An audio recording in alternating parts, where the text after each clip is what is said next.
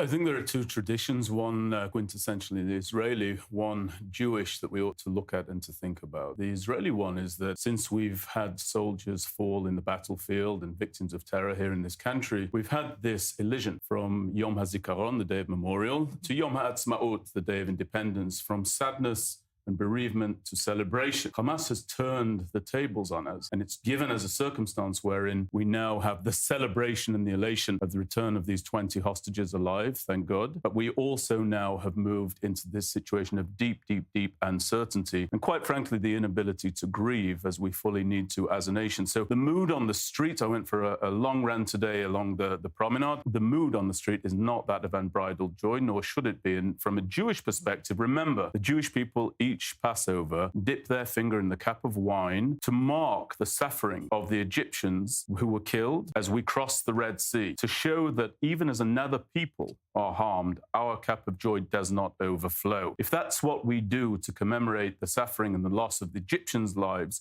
who held us in bondage in the land of Egypt, how much more so should our cup be half empty at this time when we have so many of the dead hostages yet to come home, so many of our people still hanging in the balance for word on whether they will be recovered, these bodies, or not. And I do want to draw everybody's attention to something. In 2014, Hadar Goldin was killed in the Gaza Strip during Operation Protective Edge. His remains were dragged through the tunnels of Gaza and are held for ransom to this very day.